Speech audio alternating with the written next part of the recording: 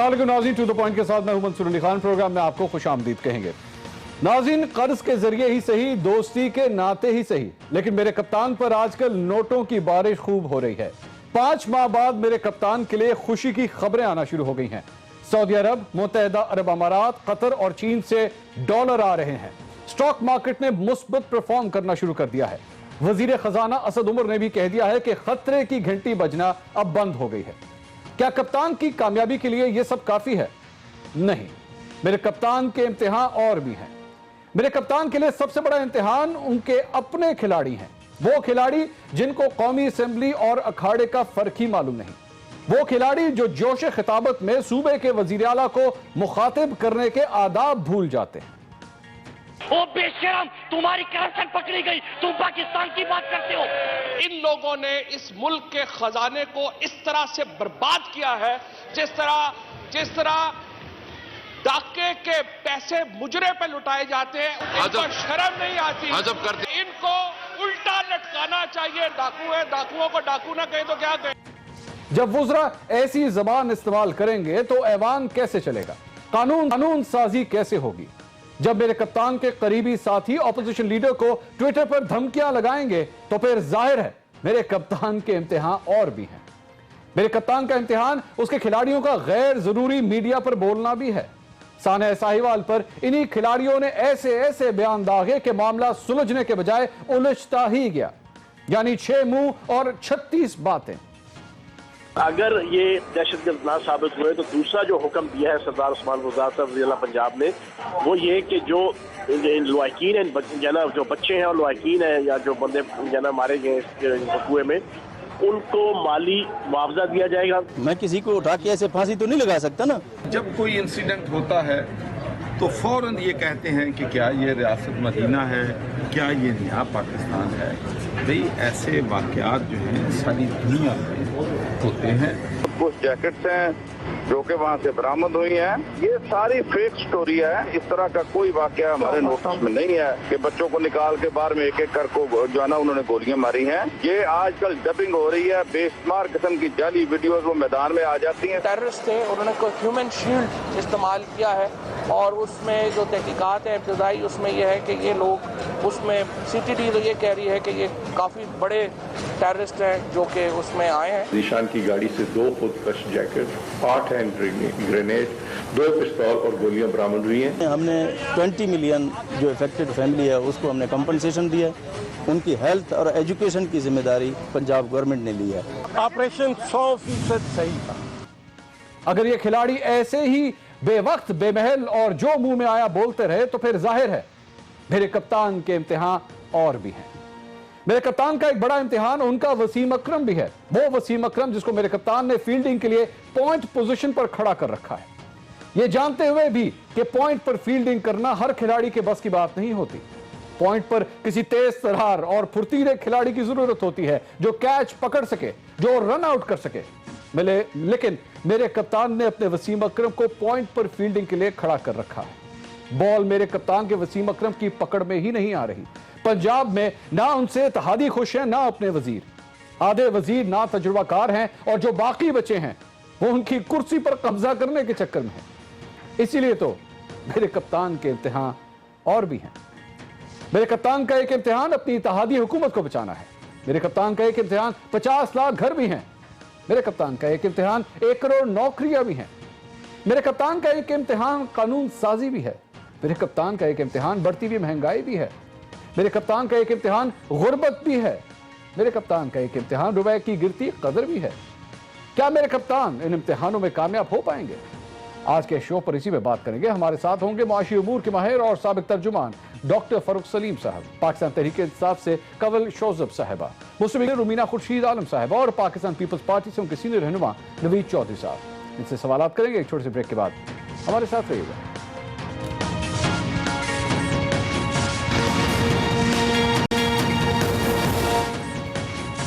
नाज़रीन welcome back after the break. Break पे जाने से पहले मैंने आपसे कहा था कि मेरे कप्तान के लिए खुशखबरियां आना शुरू हो गई हैं। अरबों की जानिब से अरबों रुपए आना शुरू हो गए हैं, जिसकी वजह से मुआशी तौर पर यह कहा जा रहा है कि जनाब हालात अब काफी बेहतर होने जा रहे हैं। असद उमर साहब फरमाते हैं कि जनाब खतरे की जो घंटी बज रही थी वो बजनी अब बंद हो चुकी है। लेकिन सच्चाई ये है, सवाल ये है कि जो गरीब आदमी सड़क के ऊपर खड़ा हुआ है, जिसको ये नहीं पता कि कल रोटी मिलनी है या नहीं, क्या उसके लिए वो खतरे की घंटी बजना बंद हुई या नहीं हुई। दूसरी बात यह कि ऑपोजिशन और हुकूमती बेंचों के दरमियान जो कश्मकश जारी है, जो धींगा मुश्ती जारी है, एक दूसरे के खिलाफ बयानबाजी जारी है, उसमें कानून साजी कहीं दूर दूर तक नजर नहीं आ रही।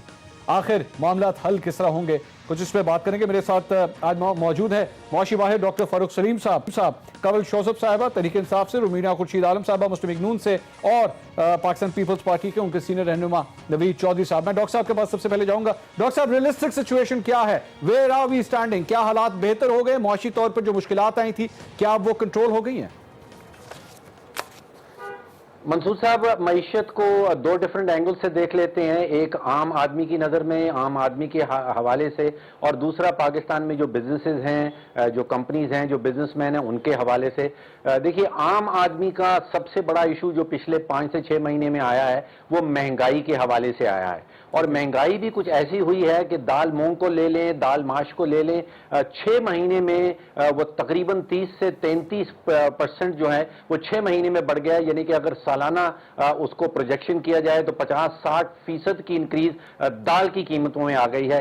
इसी तरह अंडों की कीमतों में, गोश्त की कीमतों में। तो आम आदमी तो जिसकी परचेजिंग पावर है, कुव्वत खरीद जो है, उसका बहुत बुरा हाल हुआ है, वो बड़ी बुरी तरह मुतासर हुआ है। बिजनेस के हवाले से देखा जाए तो गैर यकीनी की फजा है, और गैर यकीनी की फजा बिजनेसमैन के लिए और पाकिस्तान में बिजनेसेस के लिए जो है वो बिजनेस का सबसे बड़ा दुश्मन होता है। तो इन दो एंगल्स के ऊपर हुकूमत को काम करना होगा। किसी किस्म की रिलीफ आम आदमी को दी जाए, और गैर यकीनी की जो फजा है उसको किस तरह खत्म करना है। डॉक्टर साहब, लेकिन मेरा to the point question, doctor साहब मेरा टू द पॉइंट क्वेश्चन, ये जो अरबों रुपए के आज स्टेट बैंक ने भी जारी किए बयानात के, जनाब वो आखिरी जो किस्त थी हमें सऊदी अरब से वो भी मिल चुकी है, मुत्तहिदा अरब अमारात से भी हमें पैसे आ गए हैं। अब क्या इसके बाद वो जो बार बार हम कह रहे थे मुश्किल हालात हो गए, वो अब हम उसमें से निकल आएंगे, निकल आए हैं क्या? और खास तौर पे ये जो एक मिनी बजट आया जिसको पाकिस्तान तहरीक इंसाफ मिनी बजट मानने को तैयार नहीं, कि मिनी बजट था, क्या इसके बाद अब हालात बेहतर हो जाएंगे?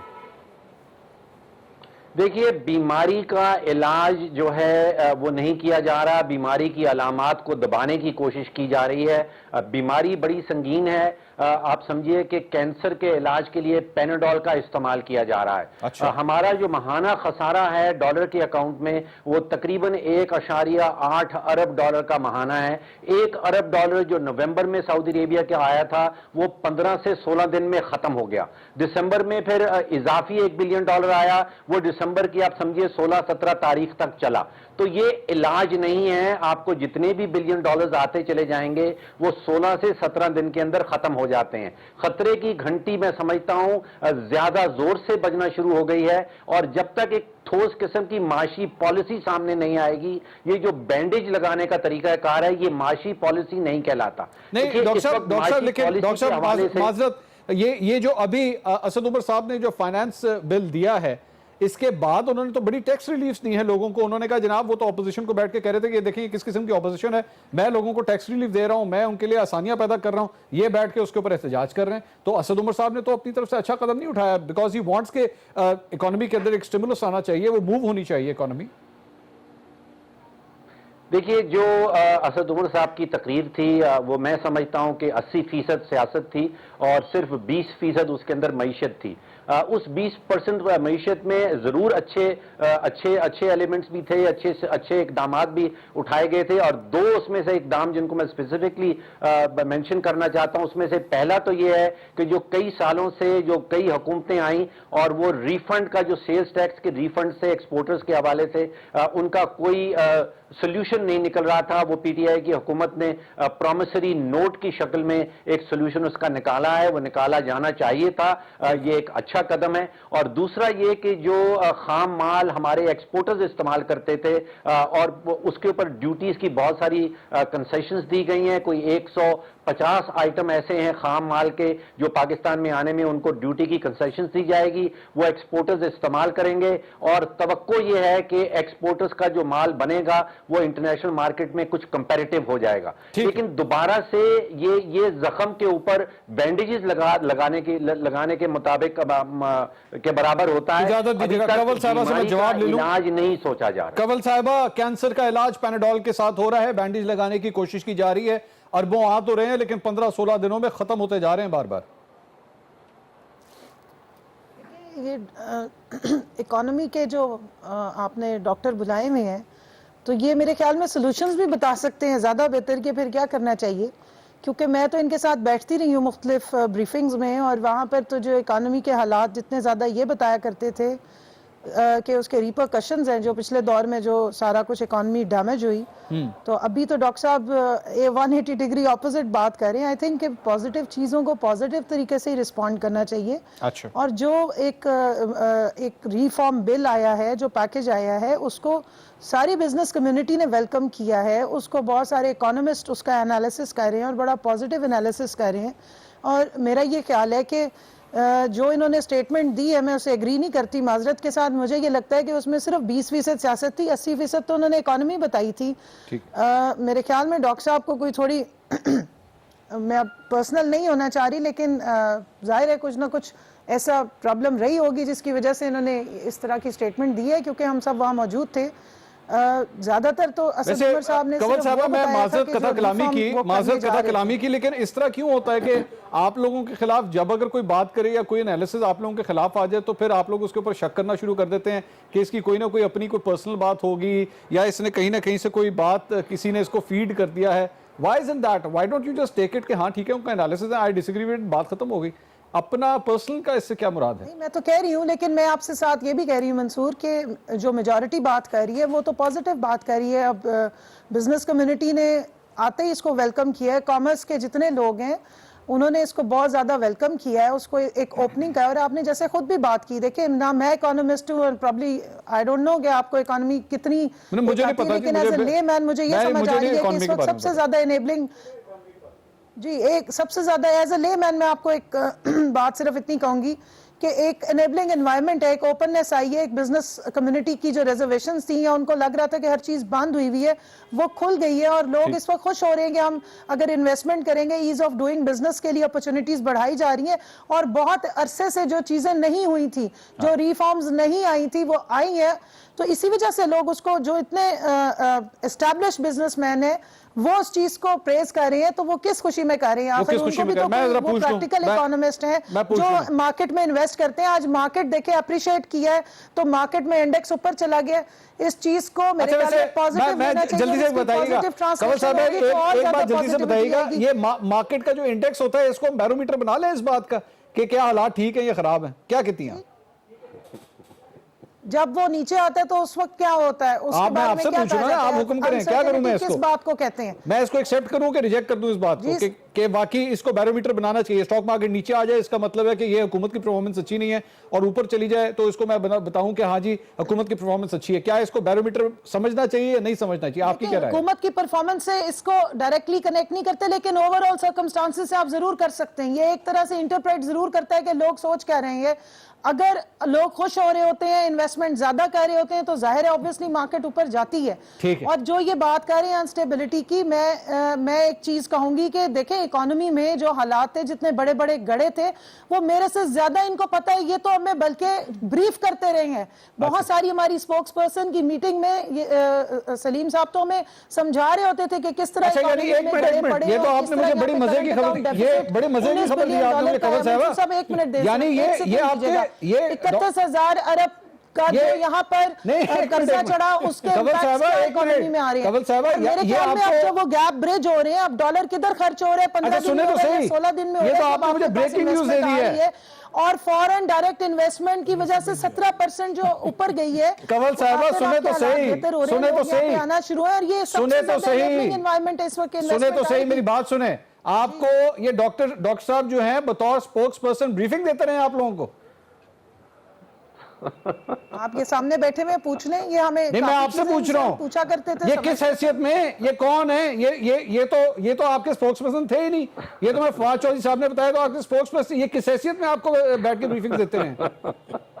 इनकी हैसियत मैं एस्टैब्लिश नहीं कर सकती ना, मेरे पास वो अथॉरिटी है, बट एज इकोनॉमिस्ट हम इनसे मशवरे लेते रहे हैं। नहीं, आपको, मैं आपसे दोबारा मेरा क्वेश्चन गौर से सुनिएगा, मैं कह रहा हूं क्या बतौर तर्जुमान ये पाकिस्तान तहरीक इंसाफ की हुकूमत को ब्रीफिंग देते रहे हैं? ना मैं उसको वैलिडेट कर सकती हूँ ना मैं उसको रिजेक्ट कर अभी आपने कहा है, अभी थोड़ी देर पहले आपने कहा है, वो बेहतर बताएंगे जिन्होंने इनको अपॉइंट कराया, अभी थोड़ी देर पहले आपने कहा है उनकी हैसियत एज इकोनॉमिस्ट है, वो मैं एस्टैब्लिश कर सकती हूँ। आपको ब्रीफिंग देते रहे कि नहीं? फिगर्स हमने इनसे पूछे और इन्होंने बताए, और बल्कि ये पिछली गवर्नमेंट के जो हालात थे या पाकिस्तान की इकोनॉमी के जो हालात थे वो मेरे से ज्यादा इनको बेहतर पता है। डॉक्टर साहब चले, मैं आपने मेरे ख्याल में गलती से कवल साहब मेरे ख्याल में कह दिया है, लेकिन वो अब आपको एहसास हो रहा है मैंने गलत स्टेटमेंट दे दिया, कुछ नहीं होता, उसको वापस ले लेना चाहिए। डॉक्टर साहब आप लोग स्टेटमेंट नहीं दी मैंने, ऑन अभी आपने थोड़ी देर पहले कहा है कि ये हमें बैठ के इकोनॉमी के ऊपर ब्रीफिंग देते रहे।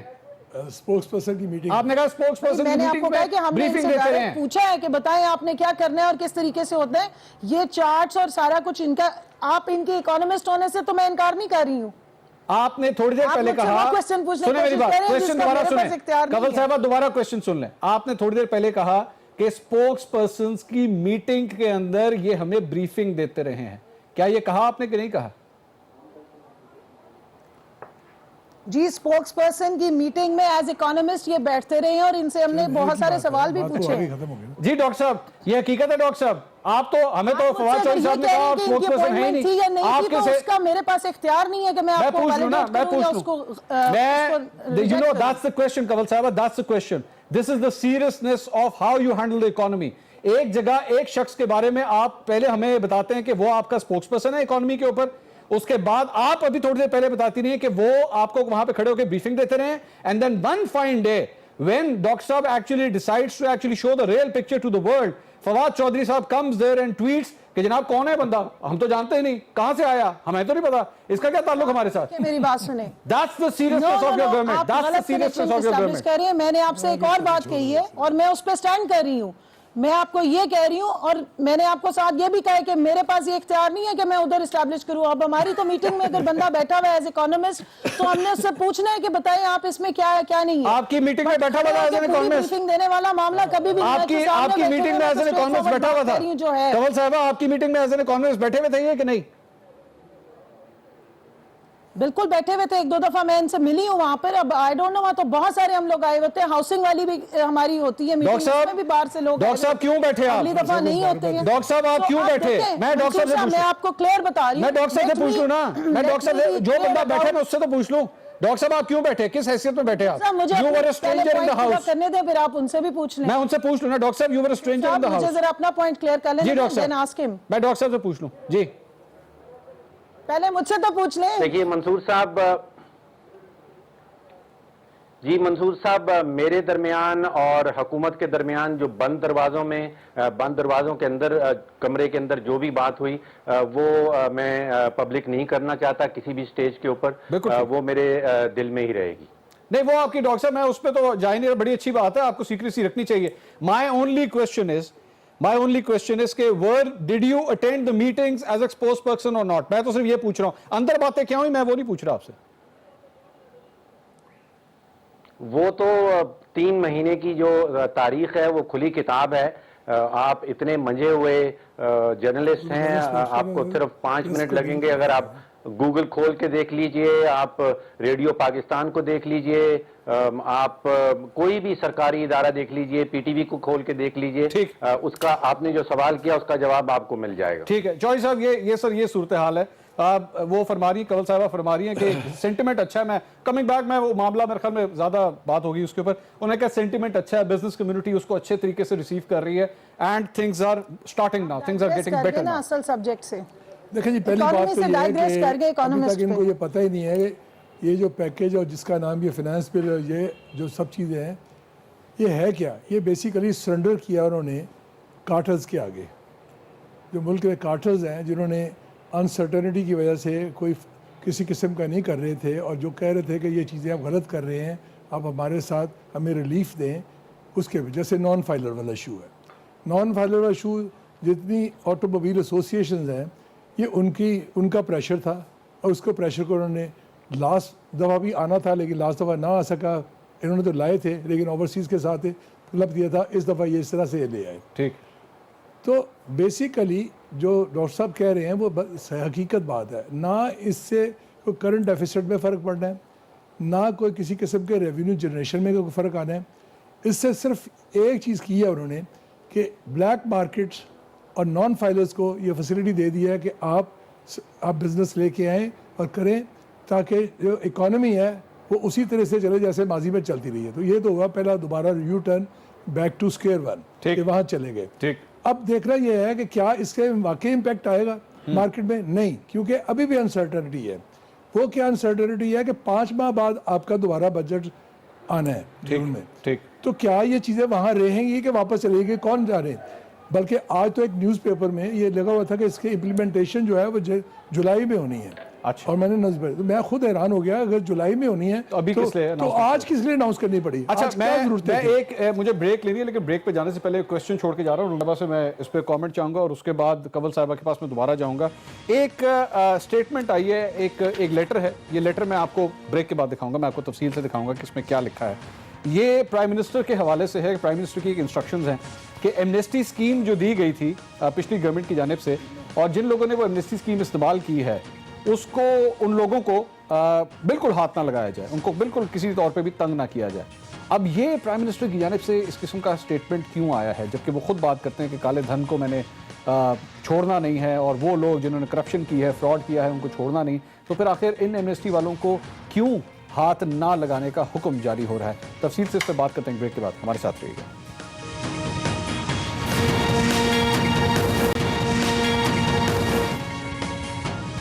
नाज़रीन, welcome back after the break. एक लेटर मैं आपको दिखाना चाहता हूं स्क्रीन के ऊपर। ये 23 तारीख का ये लेटर है और सोशल मीडिया के ऊपर भी ये है, अखबार के अंदर भी रिपोर्ट हो चुका है। इसमें लिखा हुआ है कि जनाब सेक्रेटरी रेवेन्यू बजट हैं और वो इस लेटर के अंदर फरमाते हैं कि businessman who availed income tax amnesty scheme and completed all formalities will not be harassed by FBR और एफआईए। एफबीआर और एफआईए वाले किसी तौर पे भी इन लोगों को तंग ना करें।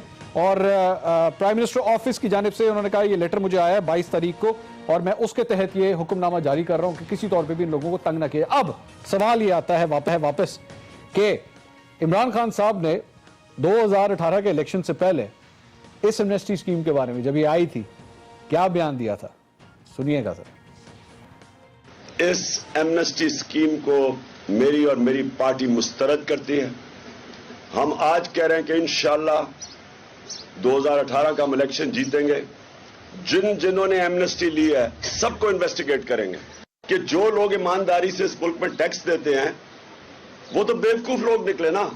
आपने तो उनको ये पैगाम दिया कि तुम्हारे से ज्यादा बेवकूफ कोई है नहीं, तुम्हारे से ज्यादा बेवकूफ है कोई नहीं। रुमीना साहबा, ये क्या करना चाहिए? इमरान खान साहब ने, उन्होंने कहा यू टर्न लिया जा सकता है, तो वो पहले वाली जो स्टेटमेंट है वो ठीक है या ये जो डायरेक्टिव सामने आया है ये दुरुस्त है कि जनाब इन लोगों को तंग नहीं किया जाना चाहिए? आप लोगों ने ये एमनेस्टी स्कीम दी थी, तो अगर इस वक्त वजीर आजम ये कह रहे हैं कि भाई उन लोगों को तंग मत करें, तो मेरे ख्याल में इसमें कोई गलत बात तो नहीं है। देखिए, जहाँ कहीं कुछ हमारी ऐसी तरक्याती स्कीम्स या गैस या बिजली इस तरह की चल रही हैं वहाँ पे तो काम स्टॉप कर दिया गया है। अभी जो हारे हुए पीटीआई के कुछ रुकन होते हैं उनको बिठा के डीपीओ आरपीओ, अखबारों में भी तस्वीरें आ रही हैं कि उनको मीटिंग्स में बुलाया जाता है, उनके साथ बहुत सारी डेवलपमेंट पे बात होती है, लेकिन जो जीते हुए हैं चाहे वो पीएमएलएन के हैं कोई उनको बुलाया नहीं जाता। और इसी तरह एमनेस्टी स्कीम जब हम लोग लेकर आए तो वो तब हराम थी लेकिन आज वो हलाल होगी। इस तरह तो और बहुत सारी चीजें हैं, लेकिन सिर्फ वाहिद यही एक स्कीम जो है जिसके ऊपर तमाम तर कदगनों को हटा दिया गया और स्पेशली कहा गया है कि एफबीआर और दूसरे इदारे जो हैं वो तंग ना करें।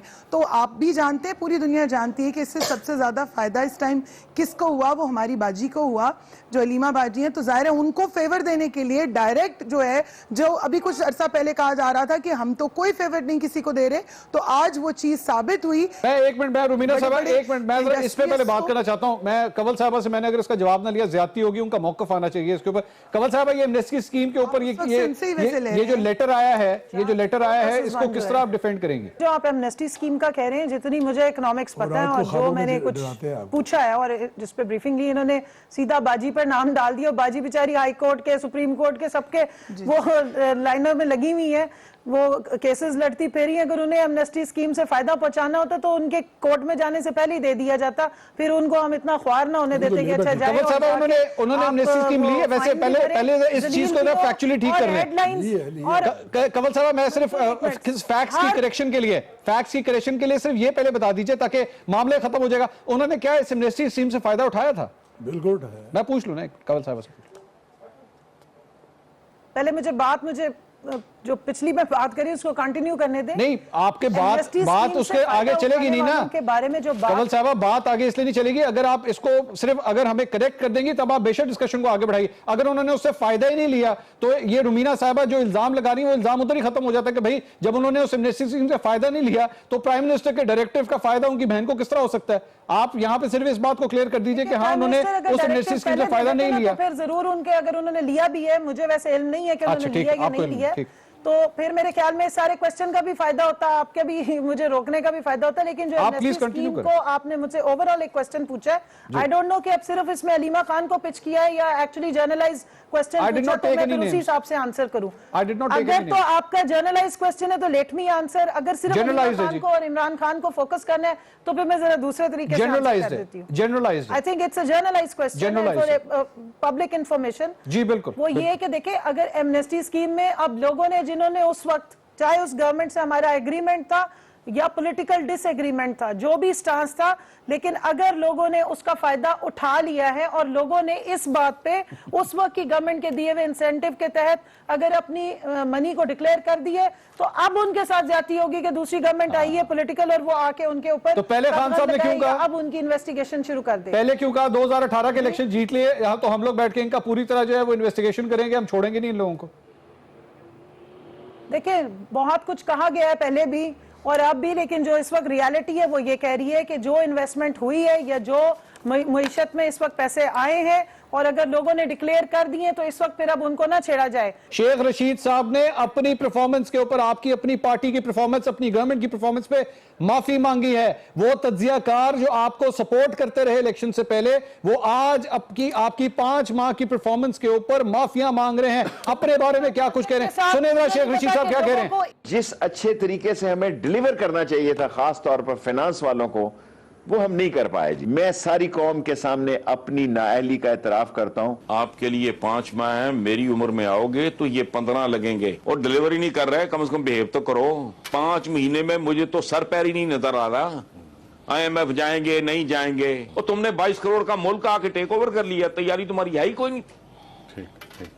लानत है मुझ पे भी। वैसे ये हसन निसार साहब और शेख रशीद साहब की ये सारी गुफ्तगू थी। डॉक्टर साहब, ये सारी सर गुफ्तगू सुनिए, मामला वाकई इतने खराब है। हसन निसार साहब भी, इस पे मैं कमेंट कर दूं। आप कीजिए, कमेंट कीजिए। मंसूर साहब, इस पे मैं कमेंट कर दूं।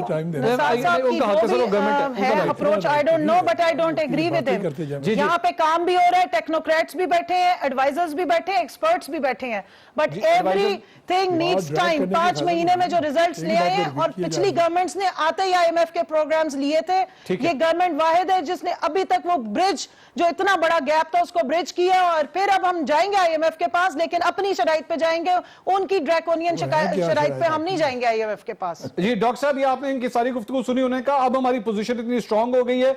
मैं असद उमर साहब का, वो हमारे पास इस वक्त वो गुफ्तगू उनकी पड़ी नहीं हुई, लेकिन असद उमर साहब ने एक जगह कहा, उन्होंने कहा कि जनाब गैस कम करने की गैस की प्राइसेस बढ़ाने की हमें उनकी शर्त मानने की जरूरत नहीं, हमने खुद ही बढ़ा दी है। बिजली की प्राइसेस बढ़ाने की जरूरत नहीं, हमने खुद ही बढ़ा दी है, उनकी शर्त मानने की जरूरत ही नहीं। डॉलर जो है वो जबरदस्ती हमने नीचे किया हुआ था, डॉलर की प्राइस जो है वो भी हमने इंक्रीज हो गई है, हमें IMF की शर्त मानने की जरूरत ही नहीं पड़ी है। सारा कुछ हम लोग सारा कुछ खुद ही कर रहे हैं। मैं इस सवाल का जवाब से लेता हूं एक छोटे से ब्रेक के बाद। हमारे साथ रहिए।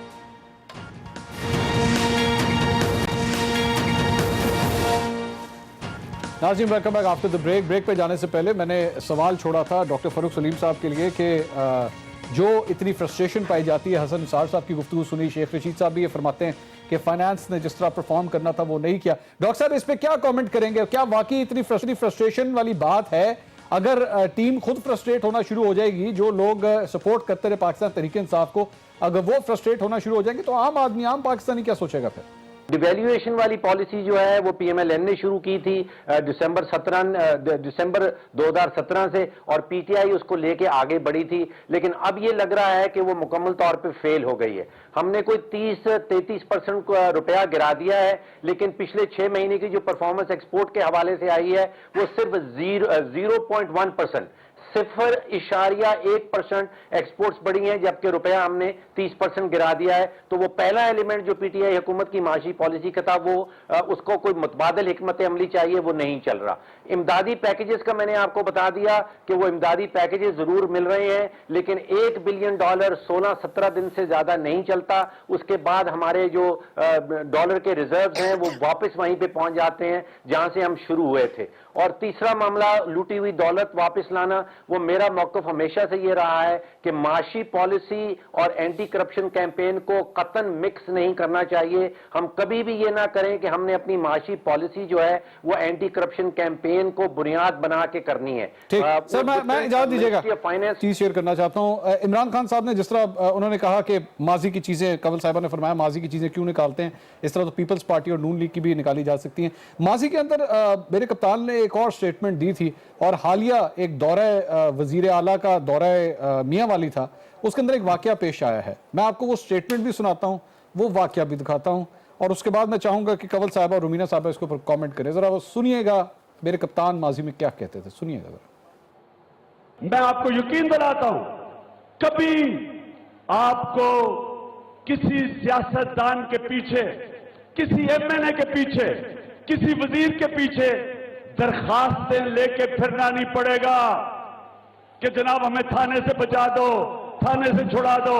हम जब पंजाब की पुलिस की में तब्दीली लेके आएंगे, इनकी वर्दियां नहीं बदलेंगे, इनको डाकिए के कपड़े नहीं पहना देंगे, इनकी इस्लाहत करेंगे, मेरिट लेके आएंगे, सियासी मुदाखलत पुलिस में खत्म करेंगे। ये था CM पंजाब का विजिट। लेट हो जाओ।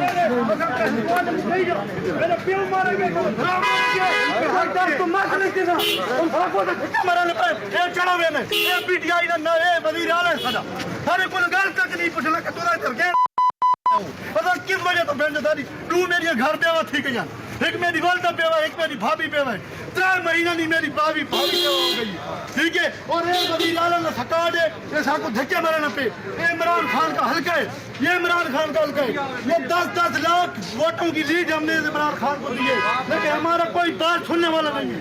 ये मीडिया हमारी क्यों नहीं आगे लेके जाती है।